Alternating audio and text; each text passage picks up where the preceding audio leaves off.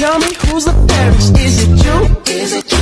Is it me? Is it me? Say it's us, and I'll agree, baby. Jump in the Cadillac. Girl, it's this somebody. Om Swastiastu, halo semua, perkenalkan kami dari kelompok 4 praktikum biologi. Di sini kami akan melakukan praktikum yaitu dengan topik ekosistem. Nah, di sini ada pun ekosistem yang spesifik kami teliti adalah ekosistem sawah. Tapi sebelum itu, apa sih ekosistem dan bagaimana sih suatu tempat dapat dikatakan sebagai suatu ekosistem? Untuk itu, yuk ikuti kami. Nah, jadi ekosistem adalah suatu sistem yang terbentuk karena adanya hubungan timbal balik antara makhluk hidup dan lingkungannya, di mana makhluk hidup dalam ekosistem disebut dengan biotik dan lingkungan disebut dengan abiotik.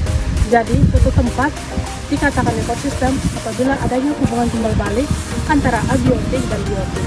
Maka dapat dinyatakan bahwa sawah merupakan salah satu bentuk ekosistem buatan karena terdiri dari komponen biotik yaitu cacing, keong mas, dan juga hubungan timbal balik dengan komponen abiotik yaitu suhu, air, tanah, dan cahaya matahari. Tapi gimana ya? Tapi ekosistem itu bukan hanya tentang itu aja loh. Perlu teman-teman ketahui bahwa pembentukan ekosistem itu diawali dari suatu makhluk hidup yang sering kita sebut sebagai individu berkumpul dalam kurun waktu tertentu dan berkembang biak menjadi populasi. Nah, beberapa populasi tersebut akan menetap dalam motif tertentu dan berkembang biak menjadi populasi hingga terjadinya populasi.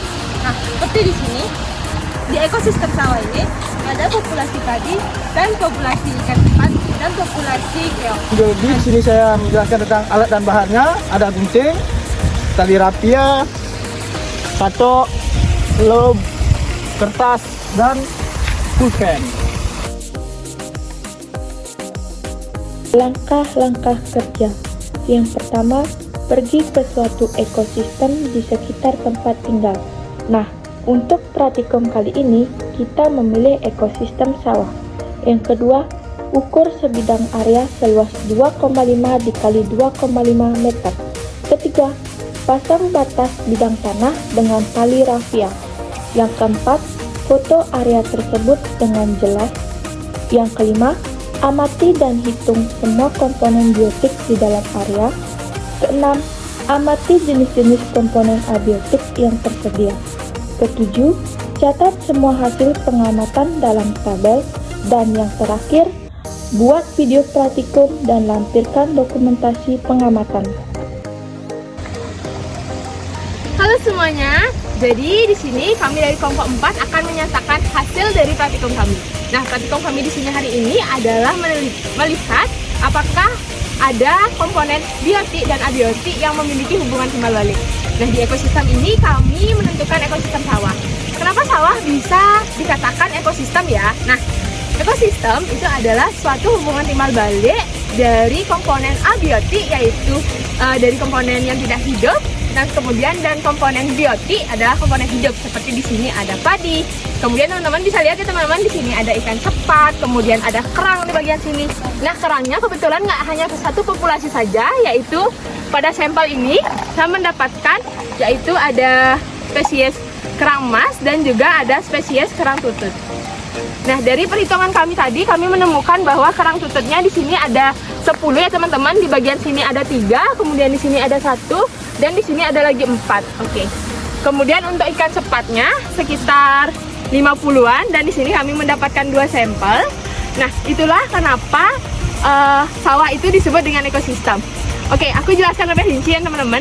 Jadi di sini ada beberapa komponen abiotik. Komponen abiotik yang aku maksud adalah ada tanah, kemudian ada air, ada cahaya matahari yang menyinari. Tapi di sini nggak semuanya ya terkena cahaya matahari karena mataharinya udah ada di sana. Jadi pohon kelapa ini menutupi sekitar 50% dari tanaman padi ini terkena matahari dan bagian sininya tidak. Kemudian ada suhu dan juga temperatur itu sekitar 30 derajat Celcius. Dan hubungan timbal balik terhadap biotik, komponen biotiknya Itu tadi seperti apa yang saya katakan, di sini ada ikan sepat. Nah, di mana hubungan ini bergantung pada wilayahnya. Jadi ketika air atau abiotik ini berhubungan dengan ikan sepat akan memerlukan air untuk hidup. Dan kemudian di bagian sini juga ada keong dan juga ada tanaman padang gajah yang hidup untuk mencari nutrisi di tanah. Kami juga melihat di sini ada cacing. Kalau di bagian loop sini teman-teman bisa lihat ada cacing ya teman-teman. Ini bukan cacing yang merah yang biasanya sih kayak cacing putih gitu dia. Nah, kemudian dari semua ini kita dapat nyatakan bahwa sawah merupakan suatu ekosistem karena adanya hubungan timbal balik tadi. Di mana biotiknya di sini yang menjadi peran sebagai produsen atau pencipta makanan, yaitu ada padi. Kemudian kalau teman-teman lihat di sini konsumen satunya yaitu si keongnya ini. Kenapa saya bisa bilang demikian? Karena di bagian sini teman-teman ternyata dia menjadi hama, di mana di sini dia melahirkan ya, bukan melahirkan sih, bertelur ya di sini. Nah, itu tuh dia juga bisa makan sehingga para petani itu membuangnya biasanya. Jadi kesimpulannya si keongnya ini akan menjadi konsumen. Kemudian pengurainya di sini adalah cacing tadi. Kalau tidak seperti itu, nanti para petaninya akan membuang dari si keong ini. Mungkin sekian yang dapat saya paparkan terkait dengan hasil kami hari ini. Jadi intinya sawah merupakan sebuah ekosistem karena terdiri dari beberapa komponen.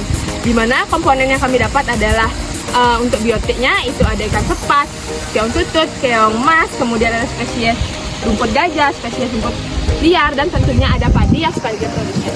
Mungkin sekian, dan juga ada komponen abiotiknya yaitu cahaya matahari yang terkena di sini bagian 50%. Kemudian ada tanah, air, dan juga temperatur sebesar 30 derajat Celcius. Baik, sekian dari kami kelompok 4. Bye-bye.